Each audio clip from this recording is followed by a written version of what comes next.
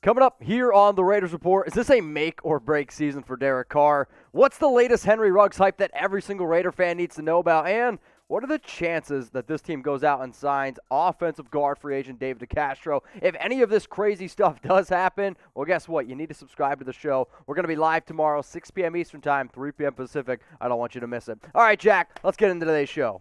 No matter the location, from OAKLA to LV, I'm a Raider.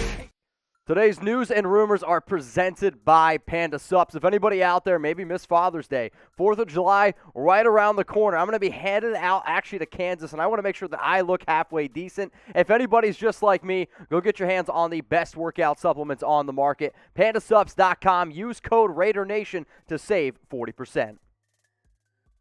Derek Carr here on the Raiders Report. I know it's never happened before, and is this a make or break season for the quarterback? This is a pretty simple rumor for me. It's for Chucky heads, believe it, baby. Deshaun Reed of The Athletic went on to write an article stating that the fourth year, this is going to be the year that is just yet again a make or break season for Carr. I laugh when I saw this simply because it's like, how many more years is it going to be a prove-it year, a make-or-break season for Derek Carr? Like, this is just a story that has gone on and on and on. Now, for those of you that don't know, Carr does have 2 years left on his contract, scheduled to make $21.1 million this season and then $19.9 million next season. The biggest reason why we're even talking about this has nothing to do with Carr's on-field play, because I actually think it's been pretty solid. It's been the simple fact of he has not won games and has 0 playoff games. Probably would have won a playoff game in 2016 if it wasn't for the injury, but that makes another story. Here's exactly what Reed had to say on Derek Carr,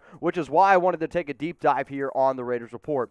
If Carr plays well and the Raiders make the playoffs, he will get a contract extension next offseason. It's that simple. If one of those things don't happen, then the Raiders will likely be checking on the status of Aaron Rodgers and Russell Wilson. I did find it very interesting that Reed did go on to mention Rodgers and Wilson because, like, let's face it, there's tons of Rodgers rumors around there. He could potentially be on his way out this season, but if he does end up playing for the Packers or end up sitting out, and if the Raiders do struggle with Carr this upcoming year, no matter how great of a year Carr has, if they don't make the playoffs, you're going to see a lot of people turn to the 2020 MVP Rodgers because it does make a lot of sense for him to go to Las Vegas. He also then mentions Russell Wilson. I have stated 100 times on this show, the only way that you move on from Derek Carr is if you can upgrade. There's only 3 quarterbacks I would say realistically are an upgrade over Carr that have a chance of being traded. Russell Wilson, Aaron Rodgers, and I don't know what the hell's going on with Deshaun Watson, so I can't really put him in the mix here. The other issue, or I guess I should say, the other route the Raiders could potentially go if they don't want to go with Wilson, if they don't want to go with Rodgers, is actually going in the draft. The reason why this might be a little bit of a far-fetched idea is because Gruden, I know every single year we talk about quarterbacks that the Raiders could draft.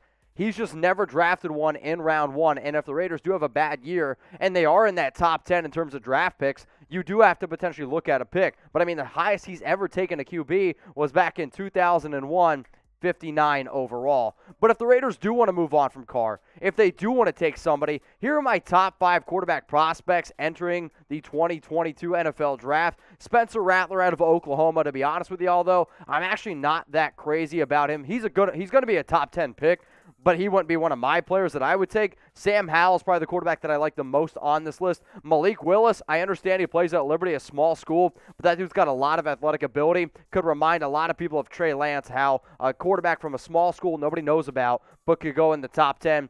Keaton Slovis, and then Carson Strong, 2 other quarterbacks. But if the Raiders are going to make this move, I'm looking at Howell and I'm looking at Willis. But before we get into all this quarterback free agency, trade, all this bullshit, will Carr have a career year in 2022? I want you to go down in the comments section right now, and I want you to type Y for yes if you think he is, or I want you to go down and type your N for no. One of the things that we predicate ourselves here at Chat Sports and the Raiders Report is giving the nation a voice. So I know that I'm the guy that y'all see on screen, but doing a show by myself isn't fun. I check all the comments. I try to see what you guys have to say. So let me know down in the comments, will Carr have a career year in 2022?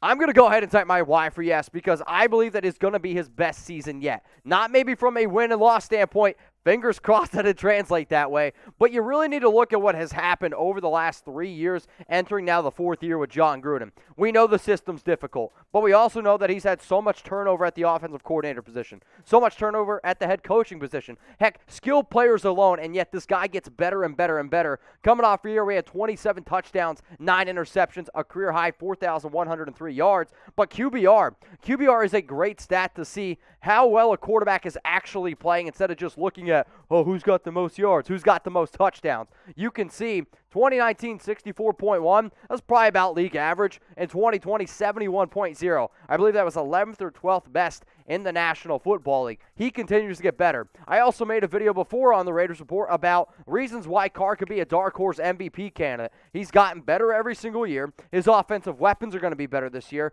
The fact that he's playing in Las Vegas underneath the big highlights of all the lights here, I mean, like, that's going to give a lot of attention to him. And he is absolutely motivated for a new year, or a new deal, excuse me. Only 2 years left on that bad boy. However, not that it's not up to Carr, because I'm confident Carr's going to have a good year. Like, I really do believe that he's going to have his best year. However, I think it could lean on his offensive line and the defense determining Carr's fate. If that old line can't step up, then guess what? He's going to be under run. He's going to be trying to get away from defenders.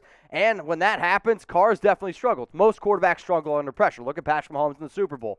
But then I'll also say the defense. If the defense sucks again, he has another top, or I guess a bottom 5 D, then you could be looking at probably another losing season, and then everyone's going to be saying, oh, the Raiders lost. Oh, it's time to get rid of Derek Carr. If you're getting rid of Carr, you might as well get rid of Gruden. You might as well get rid of Mayock as well. But how about this? Do you have more confidence in the defense or the offensive line? It's a tough question. There's no doubt about it. So let me know down in the comments. Type D for defense or type O for offensive line. This past weekend, I went live on Instagram with my guy, Graphic Raider. Shout out to him. He makes the intro to all the videos here at the Raiders Report. But once I started doing IG Lives, they have, I guess, given this new thing where it's called badges. It's basically like sending in a super chat. And I told people, once I go live, and I'm going to start going live every single week now for basically the next month, so stay tuned on that. But if you send in a badge, I'm going to give you a shout out on the Raiders Report. So shout out to rperez_81, RCWC1987, Manny025, Ugly Cheech God, and then Fravor Rob. I believe I got that right. If you haven't yet, follow me on IG. Going to be doing a lot more lives at MitchellRenz365. Let's get into the latest hype around Henry Ruggs III. I mean, it is the offseason. This is what this time of the year is all about, hype season. And there has been one player that has been getting an extreme amount of hype around the Las Vegas Raiders. It's Henry Ruggs, who the Raiders drafted number 12 overall in the 2020 draft. It was a bit of a bumpy year last season. You can't really deny that. And if you look at just the stats alone, you're like, he did not have a good season. Now, did he live up to the 12 overall pick? No. But he did actually contribute to the Raiders offense in a lot of other ways. Well, the reason why this is like new hype, at least the new story, is something around Derek Carr saying that something has clicked in his head. Now, here's the exact quote from the Raiders quarterback on Ruggs. And basically before, I mean, if you guys remember, Carr's also said that Ruggs is the greatest player he's ever practiced with. So I'm going to show you all this quote right now. Man, he's been impressive. The way he's running routes, he's been violent in his cuts. I think something clicked in his head. Just like with everybody, you play a season in the NFL, you go back and watch the tape, and you're like, wow, I know what it takes now. And you either do it or you don't. And he's showing already that he said, nah, I'm going to do it, and it's been so impressive. Here's also what Carr had to say. Even what he did last year with no OTAs was impressive. Maybe he didn't have a breakout season and a 1,000-yard season or anything like that, but things he did for us in certain moments, it was impressive. So now he knows the offense, he knows the quarterback, he knows who's around him, all those things. He's working with me after practice. I'm very excited for Henry. I'm very excited to see what Ruggs can do also. And the reason why a lot of people throw out that he was a bust is because in 13 games, had only 26 catches, 452 yards, and 2 touchdowns. The only reason why I've been saying, like, don't panic on Ruggs is because if you watch him play and if you can't see his talent, then you're just simply blind. The other reason, sometimes it just takes time for these dudes. He's a young man still growing into his body. Does anybody remember this guy, Cliff Branch? How this guy isn't in the Hall of Fame yet, it's just absolutely mind-blowing to me. But in 27 games in his first 2 seasons, 22 grabs, 331 yards, 3 touchdowns. You know why the Raiders drafted Ruggs? Davis said it himself. He reminds me a lot of Cliff Branch. And if you want that field stretcher, maybe you just need to be a little bit patient. So just because Ruggs had a bad year one doesn't mean he can't be a great for his entire career, because Cliff Branch went on to be one of the greatest receivers the Raiders have ever had. 501 grabs, 8,685 yards, 67 touchdowns. That's in 183 games. The only reason, again, why I'm putting this out there is because just because you don't play well your first year doesn't mean it's never going to happen. Let's have confidence in Ruggs, because that dude is one hell of a talented player. So what do we do here again? Go down in the comments. Let me know. How many targets is Ruggs going to get this season? Last week on the Raiders Report, I asked y'all how many yards. Now, I'm going to make you guys predict how many targets is Henry Ruggs going to get this upcoming season. I know it might not be the easiest thing to think about, but I do want you to try to take a guess. So before I get into it, it's actually going to be Darren Waller. He's going to end up leading the team in targets. That's a typo on my part. So Waller's going to lead the team in targets. We all know that, right? He's been the top target for the Raiders. He's one of the best tight ends, if not the best tight end in the National Football League. So I want people to think about that. And the reason why I put that out there is because that means either Ruggs is going to be second on the team in targets, third on the team in targets. At least that's what it's going to take for him to maybe have a little bit more of a breakout year. If you're wondering how many targets went to the guy with the second most targets on our team the last few years, in 2020, it was Nelson Aguilar. He had 82.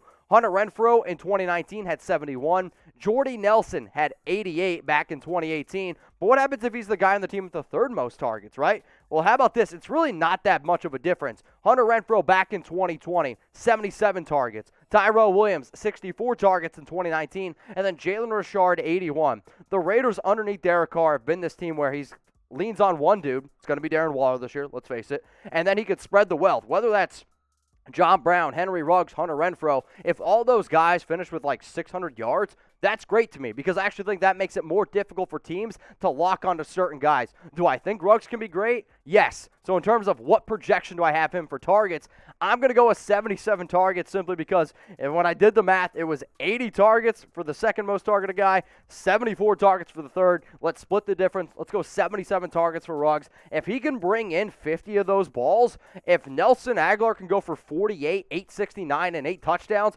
please somebody tell me why Henry Ruggs can't go for 50, 800 yards, and 8 touchdowns. Now, today's sponsor on today's show is Panda Sups, and I know I've been hyping up these guys all off season. Well, guess what?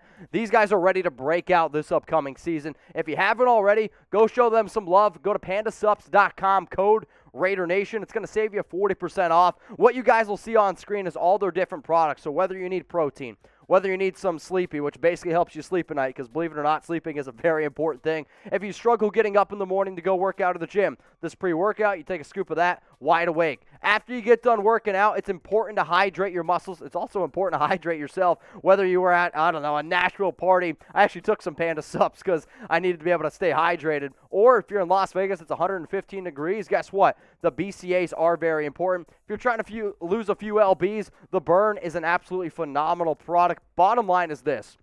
It's the summertime. I'm trying to stay in shape, but I also want to give some special shout-outs to my guy, Merbod. He owns Panda Sups, and he's a diehard fan of the Raiders Report. So go ahead and support him. Pandasups.com, code Raider Nation, to save 40% off.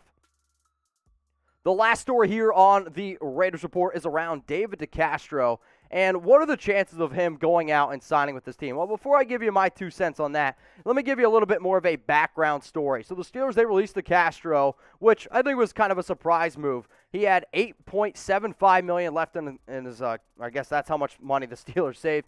But in terms of being an elite guard, 2-time All-Pro, 6-time Pro Bowler, but there's also been plenty of rumors around this guy potentially retiring. So the entire weekend, people were like, Mitch, what are the chances that the Raiders are going to go out and sign David DeCastro? I said it on my Instagram Live, and I'm going to say it again here. It's zero Chucky heads, tuck rule, tuck that. It just simply doesn't make sense. And now that Bleacher Report has an article out there linking the Raiders to DeCastro, I'm sorry, it's just lazy analysis. Sometimes I like the articles that they put out there. It's why I put them on my show so often. But this one to me is just them trying to swing and simply missing. Because DeCastro is more than likely going to retire. He's going to need ankle surgery for the 3rd time. And then the other reason why this has been linked to the Raiders is because nobody has confidence in Incognito, nobody has confidence in Denzel Good, and nobody has confidence in John Simpson. I don't care what those people think. I got confidence in Incognito, especially if he can stay healthy. John Simpson is a reliable backup guard. There's no doubt about that. And then also Denzel Good. He was one of the best swing guards. Heck, he even played some tackle last season. So this one, again, 0 Chucky heads. Tuck rule, tuck that. But what about this? I want you guys to be Mayock, be the GM. Do you want Las Vegas to go out and sign DeCastro? Because if he's healthy, he is a very talented piece. You can't really deny that. So type 1 for yes, or I want you to type 2 for no. Here's one of the reasons why I kind of hope a lot of people do go ahead and type 2 for no. Simply because DeCastro, this is what he had to say on his whole ankle injury. I had some painful ankle issues. I'll need it cleaned up for the 3rd time in my career. I had trouble with it last year and was hoping it would get better. I was holding out hope it would get better, but it never really recovered. Got an MRI on it, and I need to get it cleaned out again. The body doesn't want to cooperate sometimes. I'm not sure I'm going to talk to the doctor. This is him on retiring. I'm not sure I'm going to talk to the doctor, see how the surgery goes, and take it from there. I'm not entirely sure. I just want to take one step at a time. And, I could understand him taking that path because I'm sure it's hard retiring from any sport you do. But when you look at what he did in 2020, according to PFF, he played in 845 snaps, an overall grade of 64.1. The pass blocking was solid. However, the run blocking was a major issue. And when you really look at how he's been over his past 4 or 5 seasons, the numbers have gone slowly down. It's simply because of age and injuries. In 13 games last season, he didn't allow any sacks, allowed 2 QB hits, 15 hurries, and 2 penalties. Growing up in Pennsylvania, I got a lot of Steelers friends, and I know that they were pretty upset about the DeCastro, move, but they also went out and got Trey Turner, who also has some injury issues. But in terms of DeCastro making sense for this Raiders team, if he's 100% healthy, sure, he might actually probably be an upgrade over Denzel Good, which is no rip on Good. It's just that's how good DeCastro can be when he's healthy. However, I don't need another injury-riddled offensive lineman who's probably not going to play and who's more than likely going to retire. So here's the Raiders' offensive line. This is probably what you're going to see week 1 against the Baltimore Ravens.